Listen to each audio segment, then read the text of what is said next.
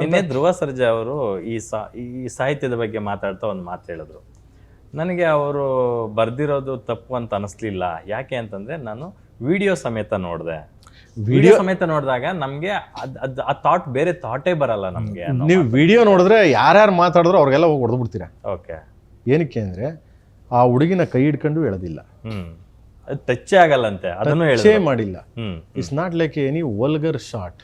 ಒಂದು vulgar shot camera ಹಿಂಗೂ ಇಟ್ಟಿಲ್ಲ ನಾವು. Okay, cannot. ಯಾಕೆಂದ್ರೆ ಐ ನೋ ವೆಲ್, ನಂದೇ ಆದ ಒಂದು ಫ್ಯಾನ್ಸ್ ವರ್ಗ ಇದೆ.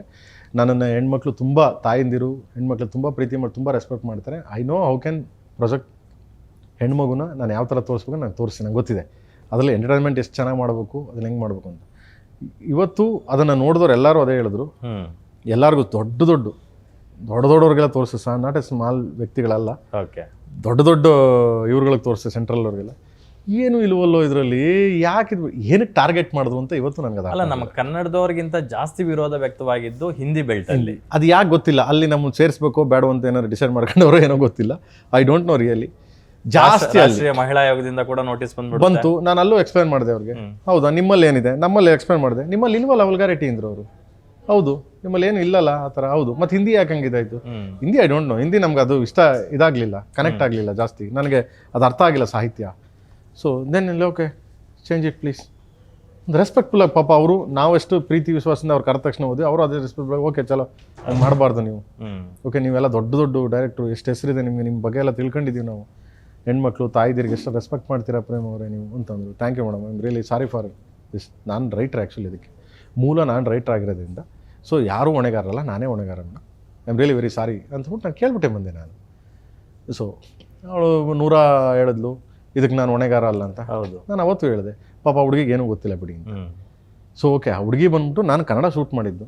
ಅಲ್ಲ, ಅವರಿಗೆ ಗೊತ್ತಿಲ್ಲ ಅಂತ ಹೇಳಕ್ಕಾಗಲ್ಲ.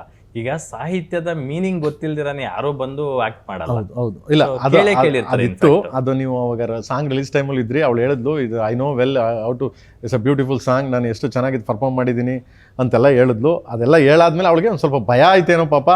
ಆ ಭಯದಿಂದ ನನಗೆ ಐ ಡೋಂಟ್ ನೋ ಅನ್ನೋ ಇದ್ರಲ್ಲಿ ಹೇಳಿದ್ಲು. ಸೊ ಟೀಮ್ನ ಬಿಟ್ಕೊಟ್ಲು ಅಂತ ಇದಾಯಿತು. ಎನಿವೆ, ಪಾಪ ಅವು ಹೆಣ್ಮಗು ಎಲ್ಲೋ ಒಂದು ಕಡೆ ಫೇಸ್ ಮಾಡೋಕ್ಕೆ ಎದುರಿಸೋಕ್ಕಾಗಲಿಲ್ಲ ಅನ್ನೋ ದೃಷ್ಟಿಯಿಂದ ಅವಳು ಏನು ಹಂಗೆ ಅಂದಿರ್ಬೋದು. ಸೊ ಹಂಗನ್ಬಿಟ್ಟು ನಾನು ಅವಳನ್ನೇ NCW ಇದರಲ್ಲಿ ಬಿಟ್ಕೊಡ್ಲಿಲ್ಲ. ಯಾಕೆಂದರೆ ಅವಳು ಒಂದು ಹುಡುಗಿ ಆದ ಕಾರಣ ನಾನು ತೊಗೊಳಗೆ ಅವಳ ಮೇಲೆ ಒಪ್ಪೋದು ವರ್ಷದ ತಪ್ಪಾಗುತ್ತೆ.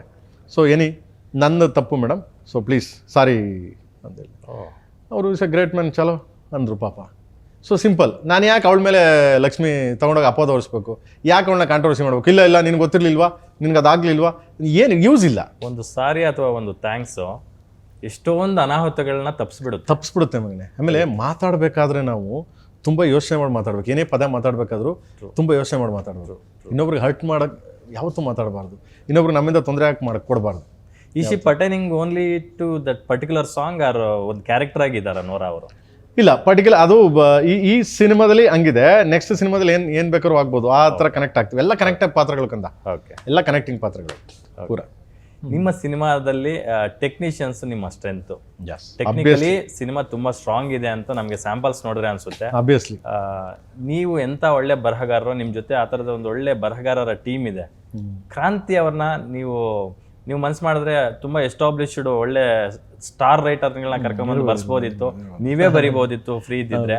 ಸೊ ಒಬ್ಬ ಸಣ್ಣ ಹುಡುಗನ ಮೇಲೆ ಅಷ್ಟು ದೊಡ್ಡ ಭಾರ ಹಾಕಿ ಅಷ್ಟು ದೊಡ್ಡ ಜವಾಬ್ದಾರಿಯನ್ನು ಹೊರಿಸ್ತೀರಾ ಅಂತಂದ್ರೆ ಏನು ನೋಡಿದ್ದೀರಾ ಅವರಲ್ಲಿ ಅಂತ? ಆಲ್ಮೋಸ್ಟ್ ಆಲ್ ಮಗನೇ, ನಾನು ಸ್ಟಾರ್ಟಿಂಗ್ ಸಿನಿಮಾ ಮಾಡಿದಾಗ್ಲೂ, ಕರಿಯರ್ ಸಿನಿಮಾ ಮಾಡಿದಾಗ್ಲೂ ಹೊಸ ರೈಟ್ರು ಡೈಲಾಗ್. ಓಕೆ, ನಾನು ಬರದೆ, ಬಟ್ ಹೊಸ ರೈಟ್ರು. ಅಲ್ಲಿಂದ ಎಕ್ಸ್ಕ್ಯೂಸ್ ಮೀ ನಾನು ಇಂಟ್ರೊಡ್ಯೂಸ್ ಮಾಡಿದ್ದೇನೆ ಸಾಯಿಯವರು, ಮಳವಳ್ಳಿ ಸಾಯಿಯವರು. ಹೌದು, ಓಕೆ. ಅವ್ರು ಯಾವುದೋ ಒಂದು ಸಿನಿಮಾ ಮಾಡಿದರು, ಸ್ಮಾಲ್ ಬಜೆಟ್ ಸಿನಿಮಾ ಆ್ಯಕ್ಟ್ ಮಾಡ್ತಿದ್ರು. ಬರ್ರಿ ಯಾವ ಊರ್ರಿ ಹಿಂದೆ, ಅದೇ ಮಳವಳ್ಳಿ ಸರ್ ಅಂದರು. ಆಮೇಲೆ ಇದು ಉದಯರಂಗ ಪ್ರಸಾದ್ ಬಂದ್ಬಿಡ್ತೀರಾ ಸುಮ್ಮನೆ ನೀವು ಇಲ್ಲಿ ಅಂದ್ಬಿಟ್ಟು ಕರ್ಕೊಂಡು ಹೋದೆ. ಅವರು ರೆಡಿ ಮಾಡಿದ್ವಿ, ಅವ್ರು ಬರೆದ್ರು. ಅವರು ನಂಬರ್ 1 ರೈಟರ್ ಆದರು. Well good name and fame ಎಲ್ಲ ಅವ್ರಿಗೆ. ಆ್ಯಂಡ್ ಸುಮಾರು ಪಿಕ್ಚರ್, ಒಂದು 100 ಪಿಕ್ಚರ್ ಬರೆದ್ರು ಅವರು. ಸೊ ಅದಾದಮೇಲೆ ಪ್ರತಿಯೊಬ್ಬನೂ, ಅದಾದಮೇಲೆ ಆನಂದ್ ಪ್ರಿಯ, ನಮ್ಮ ನಾಗೇಂದ್ರ ಪ್ರಸಾದ್ ಅವ್ರ ತಮ್ಮ, ಅವನಿಗೂ ಕೊಟ್ಟೆ. ಅದಾದಮೇಲೆ ನಮ್ಮ ವಿಜಯ್ ಈಶ್ವರ್, ಅವನಿಗೂ ಕೊಟ್ಟೆ. ಇದರ ನಡುವೆ ಸುಮಾರು ಜನ ಸಾಹಿತ್ಯಗಳಿಗೆ ಬರೆಸ್ತೆ, ಹೊಸ ಹುಡುಗರು, ನನ್ನ ಹುಡುಗರೆ ಅಸಿಸ್ಟೆಂಟ್ ಡೈರೆಕ್ಟರ್ಗಳು. ಮಂಜು ಬರ್ದ, ಎಂತ ಸಾಂಗ್ಗಳು ಎಂತ 2 ಸಾಂಗ್ಗಳು ಬರ್ದ, ಅದ್ಭುತವಾದ ಸಾಂಗ್ಗಳು ಬರ್ದ. ಅದಾದ್ಮೇಲೆ ಅವನ ಜೊತೆ ಇದ್ದವರೆಲ್ಲ ದೇವು ಮತ್ತು ಇವರೆಲ್ಲ ರಕ್ಕಸಪುರದಲ್ಲಿ ರವಿ ಪಿಕ್ಚರ್ ಡೈರೆಕ್ಟ್ ಮಾಡ್ದ, ಅದಕ್ಕೆ ಸಾಂಗ್ ಬರೆಸ್ದೆ, ನೀವು ಬರೀರ್ಲಾ ಅಂತ. ನೆಕ್ಸ್ಟ್ ನಂದಕ್ಕೆ ಬರೀರ್ಲಾ ನೀವು ಅಂತ. ನಾನು ಒಬ್ಬನೇ ಮಾಡಬೇಕು ಅಂತ ನಾನು ಯಾವುದೇ ಕಾರಣಕ್ಕೂ ಹೋಗಲ್ಲ. ನಾನು ಬೇಡಿಕೆ ಬೇಡ್ರಪ್ಪ, ನೀವು ಮಾಡಿ ತಂದುಕೊಡಿ, ನಾನು ನಿಮಗೆ ರೆಡಿ ಮಾಡಿಕೊಡ್ತೀನಿ, ತಿದ್ಕೊಡ್ತೀನಿ, ನಾನು ತೊಂದರೆ ಇಲ್ಲ ಅನ್ನೋ ಇದಕ್ಕೆ. ಅದರಲ್ಲಿ ಗಾಂಧಿನ ತಗೊಂಡ್ಬಿಟ್ಟೆ. ಗಾಂಧಿ ತಂದ್ಬಿಟ್ಟು ಒಂದು ಸರಿ ಒಂದು ಇದಕ್ಕೆ ಕೊಟ್ಟೆ ಅವನಿಗೆ, ಮಗನೇ ಬರೆಯೋ ಅಂತ. ತುಂಬ ಚೆನ್ನಾಗಿ ಬರ್ದ. ಒಂದು ಡೈಲಾಗ್ 2-3 ಡೈಲಾಗ್ಸ್ ತುಂಬ ಸಖತ್ತಾಗಿ ಪಂಚ ಕೊಟ್ಟ. ಬರೆಯೋ ನನ್ನ ಮಗನೇ ನೀನು ಅಂದ್ಬಿಟ್ಟು ಕೊಟ್ಟೆ ಅವನಿಗೆ. ಚೆನ್ನಾಗಿ ಅದ್ಭುತವಾಗಿ ರೈಟ್ರು ಅವನು, ಒಳ್ಳೆ ರೈಟ್ರು. ನನ್ನ ಕಮರ್ಷಿಯಲ್ಲು ಮತ್ತು ನನ್ನ ವೇವ್ ಲೆಂತು, ನನ್ನ ಸ್ಟೈಲು, ನನ್ನ ಸ್ಟ್ರೆಂತ್ ಅವನಿಗೆ ಈಗ ಚೆನ್ನಾಗಿ ಅರ್ಥ ಆಗ್ಬಿಟ್ಟಿದೆ.